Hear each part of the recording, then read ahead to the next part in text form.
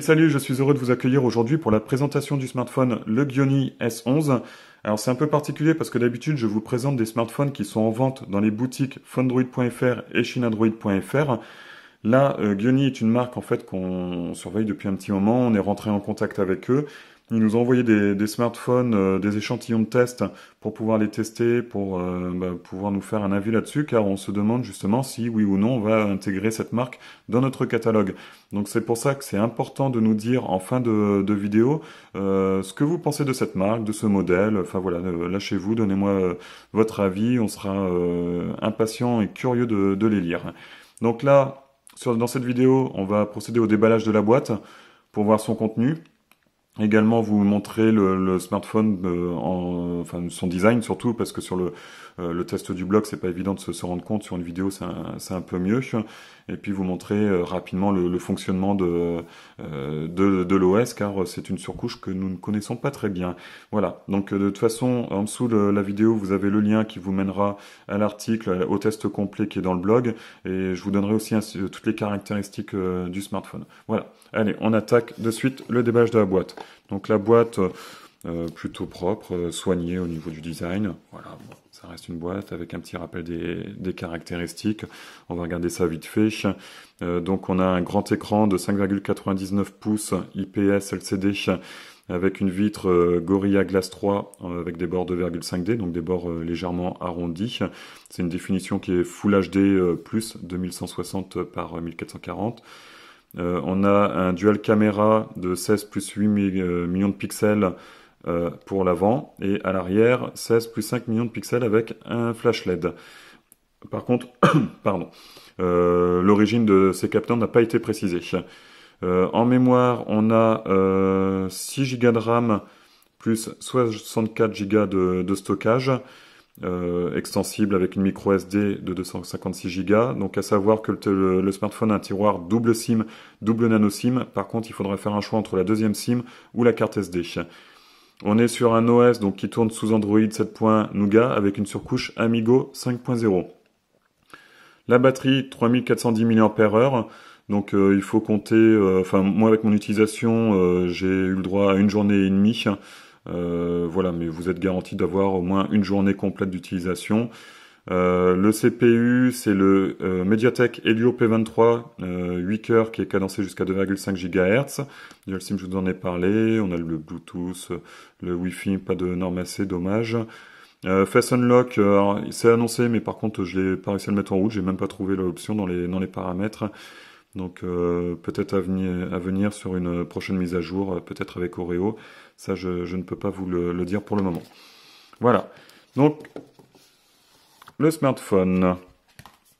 Donc la boîte ensuite, elle est assez classique. Toute blanche. Voilà. Hop. Alors. Hop, le smartphone, on y reviendra juste après. Donc comme je vous ai dit, c'est un échantillon que j'ai reçu pour le test. Je pense que le contenu de la boîte différera un peu des modèles officiels qui sont en vente. Donc là, on a une notice qui est en anglais. Alors pourquoi je vous disais ça? Parce que là, on a un emplacement pour un casque audio, mais qui correspond pas à celui qu'on m'a fourni. Donc voilà, on m'a donné un kit main libre de qualité, on va dire, standard. Ça fait le job. Voilà, après, les mélomanes choisiront un casque audio de bien meilleure qualité. On a un câble micro USB. Voilà, c'est un petit peu la déception. J'aurais préféré un USB-C. Mais bon, ça fait le job. Et puis le chargeur, alors il n'était pas dans la boîte parce que tout simplement il rentre pas, donc c'est ce qui me fait dire que le contenu de la boîte différera un peu dans la version officielle. Voilà, donc grosse section, c'est un chargeur 9 volts, 5 volts, 2 ampères. Du coup, comme on est en micro USB, le chargeur sera bridé en 5 volts. Donc voilà, il faut compter 2 heures pile poil pour recharger entièrement le smartphone. Alors j'ai oublié de vous dire que on est intéressé pour vendre ce smartphone parce que là il nous a été livré dans une version globale, c'est-à-dire que la ROM est une ROM globale qui inclut le français traduite par le constructeur avec les mises à jour OTA et le Play Store. Et aussi, et très important, le smartphone supporte la B20 et la B28, donc la 800 MHz pour SFR, Orange, et un petit peu aussi pour Bouygues, et aussi la 700 MHz utilisée en ce moment par Free, essentiellement en région parisienne. Voilà, donc le smartphone. Donc c'est un smartphone qui est très beau, voilà, avec des jolis reflets. Ça n'a rien d'original en soi parce que c'est quelque chose qu'on a déjà vu chez d'autres fabricants comme Honor, comme Elephone. Donc voilà, mais c'est plutôt bien fait. Le smartphone est très bien fini. Tout est bien intégré. Voilà, les boutons n'ont aucun jeu, donc c'est plutôt pas mal. Il y a vraiment une très belle finition. Il n'y a absolument rien à dire. Je mets quand même un petit bémol sur les matériaux qui ont été utilisés. Ici, du polycarbonate pour le dos et également pour les tranches. C'est vrai que sur un smartphone de cette gamme et à ce prix, on aurait préféré des tranches en aluminium et un dos en verre. Mais bon, c'est plutôt bien fait. Donc il faudra faire gaffe à bien le protéger parce que le polycarbonate lisse comme ça sera sensible aux rayures. Donc on voit que le téléphone intègre, je vous l'ai dit tout à l'heure, le double capteur photo avec le flash LED, le micro anti-bruit. Là, on a un capteur d'empreinte digitale qui fonctionne vraiment super bien. Alors, il faut juste que je trouve, voilà. Il est très rapide et super efficace, voilà. J'ai vraiment eu très peu d'erreurs avec. Sur les tranches, on a les boutons volume, plus, moins, bouton power. Dommage qu'il n'y ait pas eu de différenciation. L'espace qu'il y a ici est quasiment le même que celui-ci. Donc pendant les appels téléphoniques, même si les boutons volume tombent bien sous le pouce, voilà, ça peut arriver qu'on se trompe. Sur la tranche gauche, on a donc le tiroir double nano SIM avec la micro SD. En haut, on n'a rien du tout. Et en bas, on a donc le port micro USB, le petit trou pour le micro pour les communications, un haut-parleur qui fonctionne vraiment très bien, même volume à fond, l'audio reste vraiment bien équilibré entre les aigus et les graves, donc ça c'est vraiment un bon point. Et puis une prise casque, voilà, donc ça c'est la bonne nouvelle, parce que beaucoup de fabricants ont tendance à la supprimer à tort. À l'avant, on a donc un très bel écran LCD, comme je vous ai dit, en 18/9. Le smartphone possède des bordures qui sont vraiment très fines. Donc ça, c'est plutôt bien fait. En bas, on a une bande noire qui ne sert strictement à rien, sauf le fait d'accueillir voilà la marque. On arrive à le voir un petit peu. En haut, donc il y a le double capteur photo dont je vous parlais, le haut-parleur pour les communications. On ne le voit pas ici, mais il y a une LED de notification multicolore qui n'est pas personnalisable et des capteurs de proximité et de luminosité. Voilà, donc là, comme vous pouvez le voir, on est sur une surcouche qu'on ne connaît pas, Amigo 5.0. Donc le fait qu'elle soit en version 5.0, déjà c'est rassurant puisque ça montre que c'est une ROM qui est suivie. Alors bon, là vous le verrez peut-être pas, mais donc c'est traduit en français, vous voyez, quasiment parfaitement. Il y a il y a eu quelques petits délires des mauvaises traductions. Où suis-je? Voilà, j'étais resté appuyé sur le bouton un petit peu trop longtemps. Hop, je vais vous trouver ça. Voilà, paramètres des clés virtuelles. En fait, c'est les touches de contrôle. Il y a aussi les notifications, gestion des notices. Bon, on comprend, mais voilà, c'est la traduction est parfois un peu approximative. Donc, on se retrouve sur une surcouche qu'on va dire typiquement chinoise, puisqu'il n'y a pas de tiroir d'application. On a aussi une application qui contrôle le fonctionnement du smartphone, qui permet d'optimiser le smartphone en fonction de son utilisation. Donc gestion de l'alimentation, gestionnaire d'application, gestionnaire de sécurité aussi également. Donc voilà, la surcouche est vraiment bien pensée, très complète. J'ai vraiment pas eu de bug, donc ça fonctionne vraiment nickel. Bon, centre de notification assez classique avec les touches de contrôle. Là, on n'est pas perdu. Bon, bien sûr, c'est entièrement personnalisable. Aussi pour, enfin voilà, tout le réglage des notifications. Donc il y en a qui vont pas aimer que je dise ça, mais on est quand même sur une surcouche qui est relativement proche de MIUI, Flyme ou les surcouches EMUI de Huawei et de Honor. Voilà, c'est le même type de surcouche, mais elle fonctionne vraiment très bien et je pense qu'elle a vraiment sa place parmi ces surcouches-là.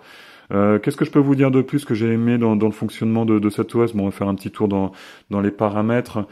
Bon, on a les paramètres de connexion, d'affichage qui restent assez sommaires, comme la plupart de ces smartphones de cette gamme. Gestion des notices, protection de sécurité, mot de passe. Alors comme je vous ai dit, voilà, on a la possibilité de rentrer nos empreintes digitales pour verrouiller le smartphone. Par contre, ou déverrouiller surtout, mais j'ai pas trouvé la possibilité d'activer la reconnaissance faciale. Ça, j'ai pas trouvé, donc je pense que ça sera dans une prochaine mise à jour. On a un petit assistant intelligent. Voilà, donc on a le bouton de suspension, c'est le bouton virtuel qui permet d'accéder à des raccourcis, des gestes intelligents qui permet de réveiller l'écran en faisant des symboles. On a aussi, ce qui est pas mal, l'écran qui reste lumineux tant qu'on est en face. Voilà, mais ça marche pas top et je pense justement parce qu'il n'y a pas encore la fonction de reconnaissance faciale. Bon voilà, il y a après les protections pour les yeux. Bon voilà, après on est dans des paramètres assez classiques comme MIUI, comme MIUI et Flyme. Voilà. Ce qui est pas mal, c'est qu'on a aussi la possibilité de scinder l'écran en deux et je l'ai trouvé assez pratique et simple d'utilisation sur ce smartphone, puisque là il suffit de faire un appui long sur le multitâche. Alors il faut déjà rentrer, je suis bête, dans une application. Allez hop, on va aller sur Facebook. Voilà. Donc il suffit de faire un appui long, on active le scindage de l'écran en deux parties, donc on peut régler la taille comme on le souhaite, donc ça c'est plutôt pas mal.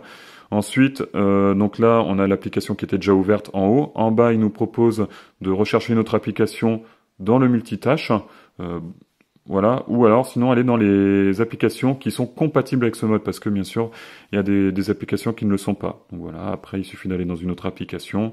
Bon, pas de connexion internet, c'est normal, mais voilà. Donc ça permet par exemple de lancer une vidéo sur YouTube et de surfer sur nos réseaux sociaux.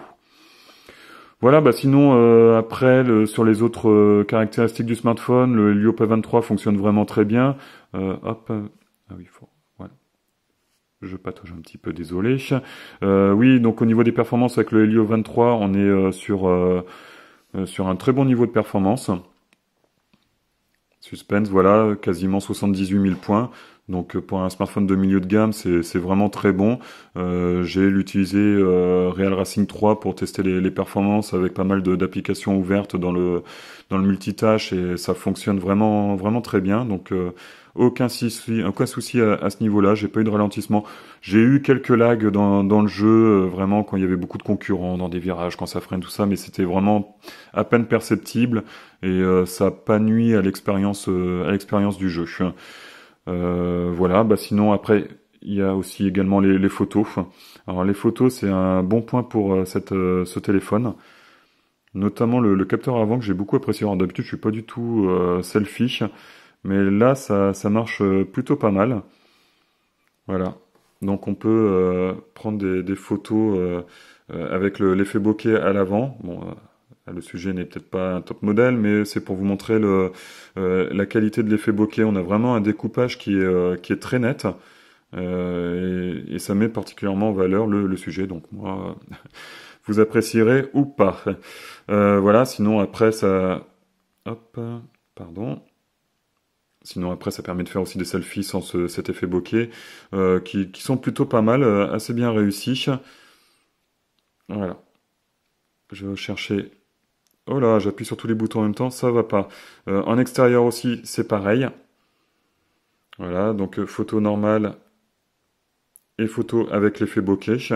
Donc c'est plutôt pas mal. Bon, après, on a un petit problème de gestion de luminosité, que ce soit avec le capteur avant ou le capteur arrière. Bon, toujours l'effet bokeh. Sur certaines photos, on a le ciel qui avait tendance à s'uniformiser en blanc. Et voilà un autre exemple de problème de gestion de la luminosité, c'est qu'on a vraiment les parties sombres de la photo qui sont vraiment très sombres et les parties qui sont éclairées, du coup, qui commencent à être cramées. Et encore, j'ai eu du mal à prendre la photo, j'ai été obligé de tricher. Donc voilà, en intérieur, c'est un peu limite. En extérieur, ça va, c'est vraiment correct. Les photos ont pas mal de détails, même si on a un petit traitement logiciel qui vient un peu lisser tout ça, mais ça reste vraiment correct pour un smartphone de cette gamme. Voilà, donc comme je vous disais, problème de gestion de l'humidité, le ciel a complètement blanchi, on voit plus du tout les nuages. Avec le capteur avant aussi, j'ai eu le problème sur une autre photo, voilà, par exemple. Là, on n'a plus du tout de nuages, le ciel est devenu tout blanc. Mais sinon, non. Enfin voilà, moi je suis quand même assez globalement satisfait des appareils photo sur téléphone, que ce soit à l'avant, à l'arrière. Donc voilà, j'espère que vous avez réussi à vous faire une petite idée de ce smartphone. Moi, j'ai vraiment eu plaisir à l'utiliser, à découvrir ce nouvel OS, enfin nouvel OS. Il n'est pas nouveau en soi, mais pour moi, il est nouveau parce que je n'avais jamais eu l'occasion de l'appréhender. Donc, c'est plutôt sympa, vraiment très complet, extrêmement personnalisable. Euh, vraiment très bien. J'ai vraiment apprécié ce smartphone. Voilà, bon, maintenant je regrette ce côté un peu cheap des matériaux utilisés. J'ai regretté également le micro, enfin pas le micro, l'USB-C justement qui était absent, qui aurait permis d'avoir une charge un tout petit peu plus rapide, et puis un transfert de données aussi un peu plus rapide. Voilà, sinon j'avais pas grand reproche à faire à ce téléphone. Eh bien écoutez, n'hésitez pas à me contacter dans les commentaires ou sur notre page Facebook. Enfin, tous les liens sont en dessous de la vidéo si vous voulez de plus amples renseignements. Comme je vous ai dit, j'ai un test complet qui est en ligne sur le blog. Donc vous pouvez aller le voir. Et voilà, je vous refais faire un petit tour du propriétaire pour que vous puissiez voir le smartphone. Donc bon, bien sûr, malheureusement, on a les traces de doigts qui restent collées à l'arrière du téléphone. Mais voilà, c'est quand même un très beau téléphone, très agréable à utiliser, très fin, très léger, 165 grammes, 7,7 mm d'épaisseur. Donc voilà, non, j'ai bien apprécié. Donc on va tester à présent le F205, qui est l'entrée de gamme, qui sera vendu à peu près 130 euros. Il y aura aussi le S11 Lite vendu à peu près 200 euros, et celui-ci sera en vente autour de 280 euros. Bien écoutez, je vous remercie d'avoir suivi la vidéo. N'hésitez pas à vous abonner à notre chaîne, à nous donner des petits pouces bleus si vous aimez, ou des petits pouces rouges si vous aimez pas. Vous avez tout à fait le droit. Et puis je vous dis à très bientôt pour une prochaine vidéo. Allez, ciao, bye bye.